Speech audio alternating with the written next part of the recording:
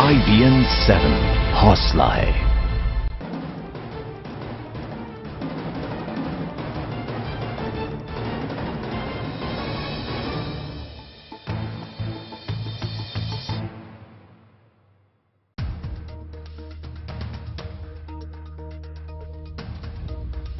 कोई भी नहीं आया।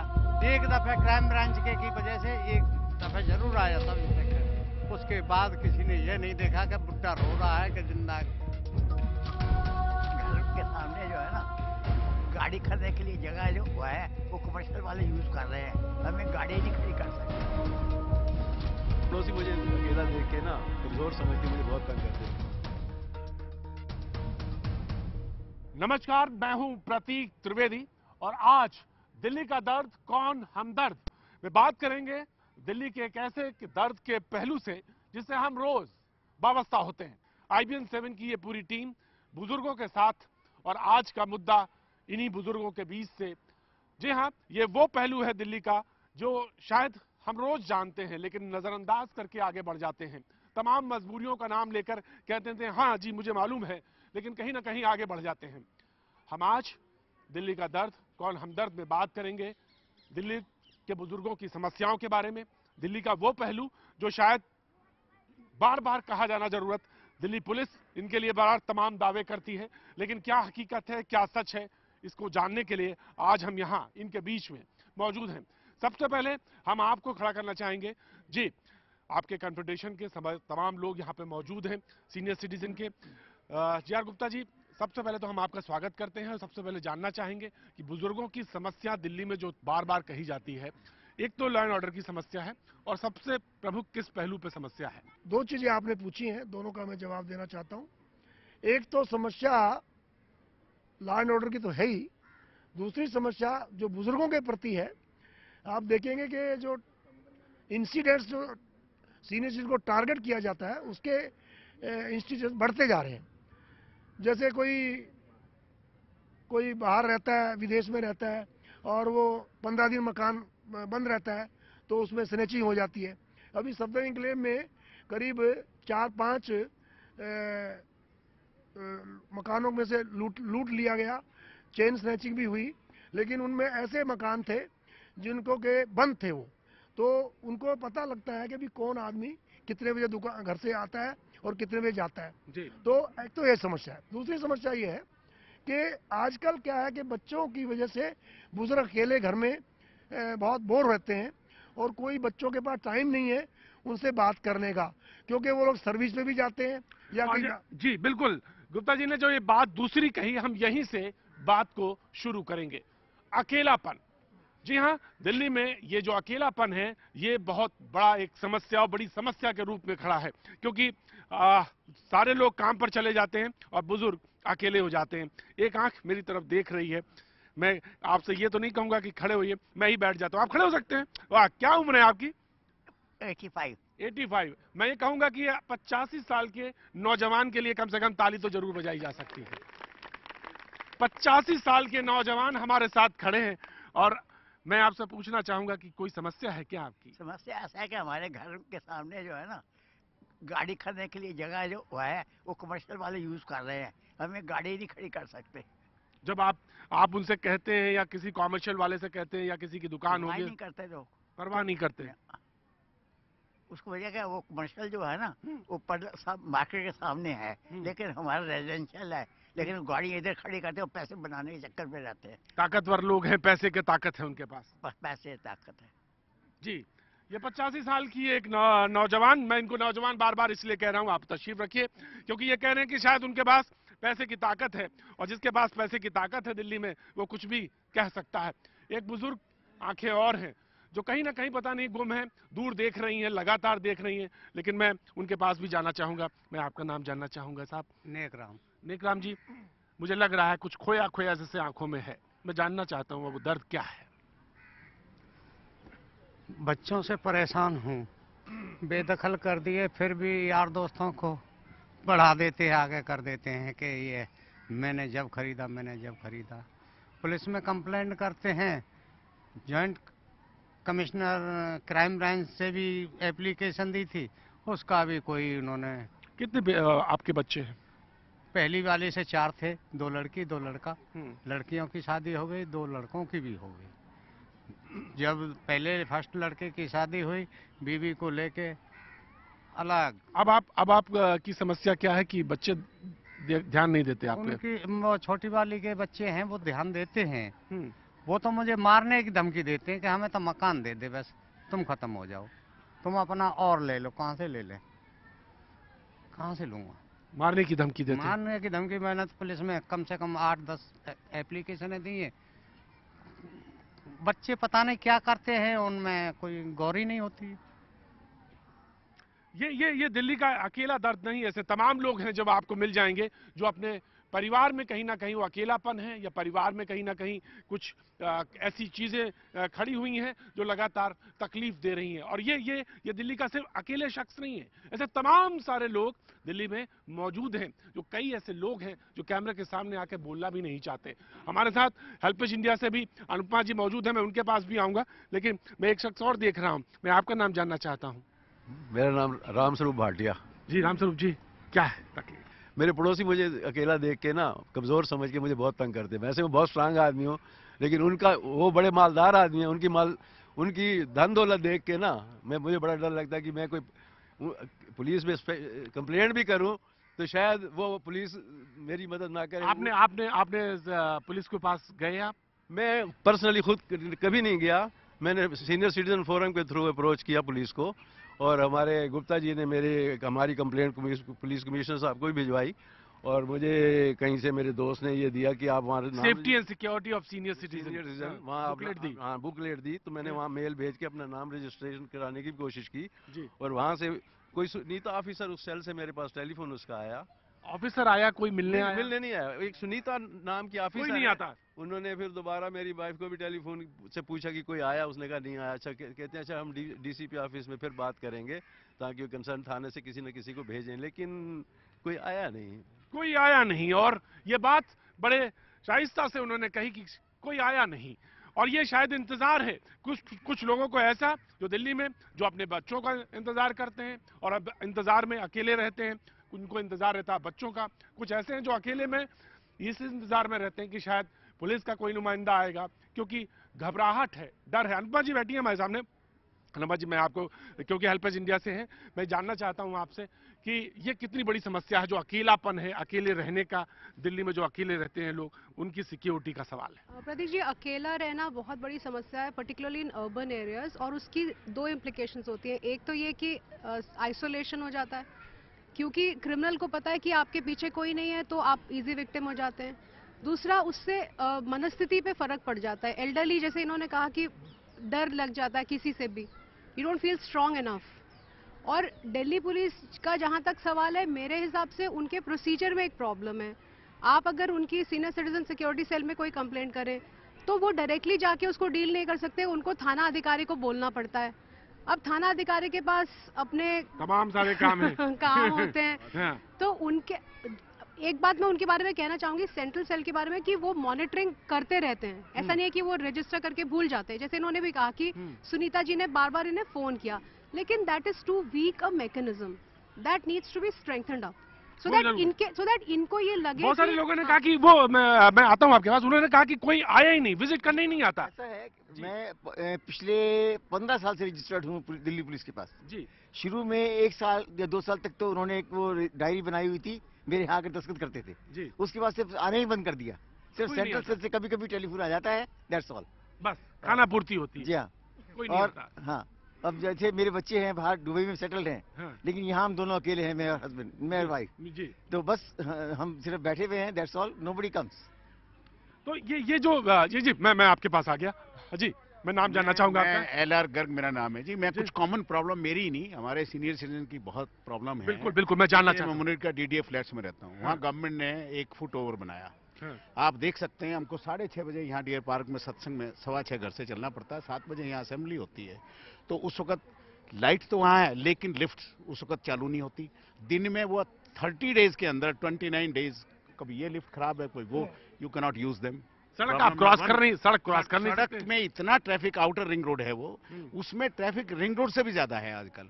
आप क्रॉस नहीं कर सकते, हाई स्पीड पे व्हीकल्स मॉर्निंग में चलते हैं, आप क्रॉस ही नहीं कर सकते। दूसरा फुटपाथ है, सीनियर सिटीजन फुटपाथ पे चलेगा क्योंकि ट्रैफिक सड़क पर तो टच नहीं कर सकता।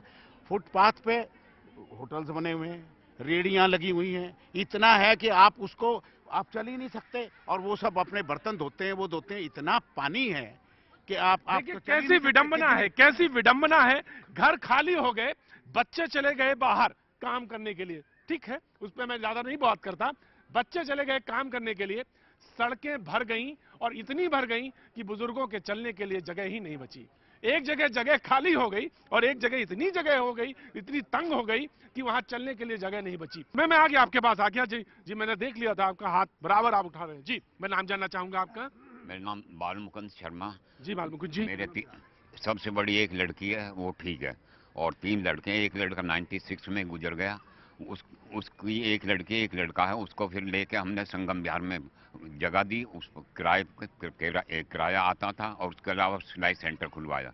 सिलाई सेंटर के बाद में जब उसको खुला दिया तो एक लड़का फिर फरीदाबाद में चला गया, वो भी तंग करने लगा। उसके बाद जो मेरे पास था एक लड़का, उसने हद से ज़्यादा मुझे तंग किया, और तो क्या, मिसेज मेरी बीमार हो गई, हाथ तक नहीं लगाया, और उसके बाद जब गुजर गई तो ताले लगा के भाग गया। और उसके बाद में जब ताले लगा के भाग गया तो उसने मेरे ऊपर केस कर दिया कोर्ट में कि मैं 20 साल से यहाँ रहता हूँ, जिसमें मेरी गुप्ता जी ने बहुत हेल्प की है। और इसके अलावा कोर्ट में वहाँ एक जगह छोड़ दिया, फिर साकेत में कर दिया, फिर समझाया मैंने, नहीं माना। अब आप कहाँ रहते हैं? मैं तिगड़े में रहता हूँ जी, खानपुर के पास में, नई दिल्ली 80। और अभी भी तंग करते हैं? अब उसको निकलवा दिया जी, इन्होंने मेरी बहुत हेल्प की है, जैसे बता रहा हूँ बार जी, बार। जी जी परिवार के लोगों की जी। अब भी वो बहुत तंग कर रहे हैं, अब भी कहते हैं कि या तो हमें दे दो, नहीं जान से तुम्हें मारेंगे। और इसके अलावा जैसे कहते हैं कि एक बाप जो है वो 4 को खिला देगा, मगर 4 मिलकर एक फादर को नहीं खिला सकते। मैं क्या बोलूं, ये शायद रिश्ते, देश का कल्चर जन कैसे बदल रहा है हवा। पहले बड़ा अदब करते थे, मैं यहाँ इस परिवार में सम्मिलित नहीं होता तो आज मैं जिंदा भी नहीं होता। अगर बुजुर्गों का साथ ना मिला होता आपको? यहाँ बुजुर्गों का साथ नहीं मिला होता तो मैं जिंदा भी नहीं होता। इनको क्या चाटू में ये बना रखे, एसीपी का है, आज तक कोई भी नहीं आया। एक दफे क्राइम ब्रांच के की वजह से एक दफे जरूर आया सब इंस्पेक्टर, उसके बाद किसी ने यह नहीं देखा कि बुड्ढा रो रहा है कि जिंदा है कि मरा। और इसके अलावा जी मुझे क्या करूं, मैं मर जाऊं? मरेंगे हम 5 हैं, 3 बच्चे और मियाँ बीबी, जो उन्होंने धमकी दी है। अपने बच्चे ही धमकाते हैं। रिश्तों से ज्यादा कीमती मकान हो गए, रिश्तों से ज्यादा कीमती मकान हो गए, और दरार यहीं पे पड़ी। शायद मकान ज्यादा कीमती हो गए, प्रॉपर्टीज ज्यादा कीमती हो गए, रिश्ते दरक गए, रिश्तों में वो गर्माहट नहीं रही। जी मैं जानना चाहता हूं, एक छोटे से ब्रेक पे जाऊं, इससे पहले मैं आपकी बात सुनना चाहता हूं, क्यों नहीं बुजुर्गों की बात ध्यान से दिल्ली में सुनी जाती है? अब बुजुर्गों की बात भारत में कहीं भी ध्यान से नहीं सुनी जाती है, क्योंकि हम एक यंग नेशन है और हमारा पूरा गवर्नमेंट का पूरा ध्यान चाइल्ड एंड यूथ पे रहता है, क्योंकि हम एक यंग कंट्री हैं।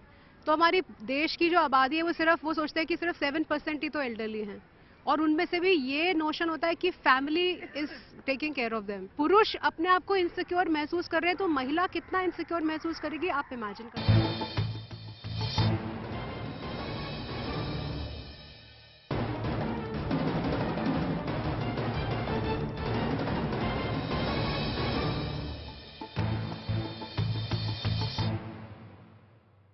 दिल्ली का दर्द कौन हमदर्द में आज हम बात कर रहे हैं दिल्ली के बुजुर्गों की समस्याओं को लेकर। सवाल इस बात का है कि दिल्ली के बुजुर्गों की समस्याएं अनेक हैं। हालांकि दिल्ली पुलिस ने एक नंबर दे रखा है 1291, जिसके तहत कॉल करके बुलाया जा सकता है। लेकिन मैं जानना चाहता हूं, इस नंबर को डायल करने के बाद कभी कोई असिस्टेंस मिलती है साहब? जी 1291 जब फोन करना है उसके बाद कोई असिस्टेंस या कोई बुलाता है क्यों गुप्ता जी? 1291 जो है इफेक्टिव है? देखिए ऐसा है जी, हाँ। हम senior citizen cell Delhi police से 129 से बहुत कनेक्टेड है, हाँ। और जो भी कोई प्रॉब्लम होती है 129 पे फर्स्ट फ्लोर पे वो ऑफिस है, लेकिन वो उठाते हैं, ऐसी बात नहीं है। हाँ। हो सकता है कि मैन टू मैन डिफर करता हो, लेकिन हमारे जितने भी लोग जिनको कोई प्रॉब्लम हुई तो जब भी उन्होंने 129 पर पे फ़ोन किया तो उन्होंने उठाया, लेकिन कुछ केसेस में कंप्लेंट आई कि नहीं उठाया, दोनों तरफ। मैं आपको जानना चाहता हूँ, आपका नाम? मेरा नाम नलिनी है। जी नलिनी जी, आप कुछ कह रही थी जी। आजकल ऐसा है, अगर रास्ते में भी आप जाते रहोगे तो गाड़ी पीछे से फास्ट आके टकरा के जाएगी और देखेगी भी नहीं पीछे, गिर जाने से सोचेगी पुलिस केस होगी, डॉक्टर के पास लेके जाना। ऐसे लोग हैं। मेरे घर में चने में चोरी हो गई, 40 तोला सोना कुत्ते को बंद करके रख के ले गया, भगवान के पास ये था। जी, एक ये पहलू है, जैसे मैंने कहा था कि लॉ एंड ऑर्डर वाली समस्या, बुजुर्ग अकेले रहते हैं, मर्डर होते हैं अकेले, और ऐसी दिल्ली में तमाम घटनाएं हैं जिसमें बुजुर्ग अकेले रहते थे, अपराधियों ने रेकी किया, बराबर उस घर को वॉच करते रहे, उसके बाद हादसा हुआ। जी जी, मैं आपसे जानना चाहता हूँ, आपका नाम? कुछ कहना चाह रहे थे आप? मैं कपिल जेटली मेरा नाम है। जी कपिल जी, मैं इस पे जरा कहना चाहता हूँ, ये जो बाहर लोग अगर शहर या करने जाना चाहें या कुछ करें तो पेवमेंट्स जो हैं वो जैसे उन्होंने बताया था कब्जे हो गए। दूसरा टूटी फूटी होती है, उस पर अगर स्टम्बल कर गए तो हड्डी वड्डी टूटेगी जी। अगर सड़क क्रॉस करनी है तो ट्रैफिक इतनी है कि बिल्कुल जैम हो जाता है। कोई मतलब है कि कोई अगर यंग मैन आके आपकी हेल्प करे तो आप पार कर सकते हैं, नहीं तो आप वहाँ जिस तरह वो न्यूयॉर्क का कहते थे ना कि आपने कैसे क्रॉस करी सड़क, तो वो कहते मैं पैदा ही यहाँ हुआ था। तो मतलब है ये इस प्रॉब्लम पे कोई तवज्जो नहीं दे रहा है कि ये जो डाउरी एक्ट है वो भी बहुत बार मैंने देखा है कि एल्डरली को विक्टिमाइज करने के लिए भी थ्रेटन करते हैं लोग और यूज भी करते हैं। डाउरी केस में लॉ को बहुत बार यूज करते हैं अगेंस्ट एल्डरली सिटीजन। ये हमारे हेल्पलाइन में बहुत बार कंप्लेंट आती है कि बहू से नहीं बन रही है, हम उसकी बात नहीं मान रहे, तो शी इज थ्रेटनिंग कि आपके खिलाफ मैं डाउरी चार्जेस डालूंगी। यानी डाउरी केस में, यानी दहेज के उसके ऊपर प्रताड़ना, ये केस है। वो तलाक जा मैं मुझे तलाक चाहिए। कभी उसने मारा नहीं, कभी पीटा नहीं, इतना हमारे से ज्यादा प्यार उसको हमें कहता था। तुमने गरीबी देखी, उसने अमीरी देखी, तुमने गरीबी देखी, उसने अमीरी देखी। हमें डांटता था बेटा हमारे को, उसको कुछ नहीं कहता था कभी भी, अब तक भी उसको अभी भी चाहता है वो, पर वो हमारे को नहीं चाहती। वो बहू नहीं चाहती आपको? नहीं चाहती कि मेरा बेटा डिप्रेशन में आ गया, पागल हो जाता है, गलजीए तोड़ने लग जाता है, गलजीए बेचने लग जाता है। समस्याएं हैं और ये दिल्ली की, या मैं कहूँ पूरे देश में एक समस्या बनी हुई है। जी जी, एक बात है, आप पहचान कैसे जाते हो? क्या चीज? मतलब किसको दुख है, ये नहीं समझ लगी। आप उसी के पास जाते हैं। उसी के पास जाते हैं, ये नहीं समझ आई। ये समझ तो मुझे भी नहीं आई कभी। जीते रहो हमारी तरफ से। बुजुर्गों का आशीर्वाद बहुत जरूरी। लेकिन मैं बताऊं, जितने कष्ट में भी हो, जितनी भी परेशानी हो, हाथ हमेशा आशीर्वाद के लिए उठते हैं, और यही शायद सबसे बड़ी पूंजी भी है। मैं तमाम पहलू पे बात कर रहा था, लेकिन आपके पास भी आया इसीलिए। जी हमें तो पुलिस से ये कहना चाहते हैं कि रात को भी राउंड करें। रात को अगर हम सोते हैं गश्त नहीं होती, और सड़कें तो आपको पता है सारी टूटी हुई, हमारे को चलना फिरना बड़ा मुश्किल होता है। क्या करें, डर लगता है, घबराहट होती है ना जी? होती है, रात को तो होती है बेटा, रात को घबराहट होती है। पुलिस कोई नहीं करती, उसको चलना, रात को आना चाहिए ना, ड्यूटी है जी। पुलिस तो ढूंढती है, हमें क्या मिलेगा? पैसा कैसे मिलेगा? हाँ, मेरी गाड़ी चोरी हुई थी जी, तो मैंने कंप्लेंट लिखाई। इंश्योरेंस वाले कहते जल्दी एनओसी ले लो पुलिस वाले से। मैं जाता था बार उनके पास, मैं मुझे एनओसी दे दो। शाम को एक आता था पुलिस वाला, वो जी मैं आपकी गाड़ी ढूंढने जा रहा हूँ। मैं क्या, मुझे 100 रुपये दो, मैंने अपना स्कूटर में तेल डलवाना है।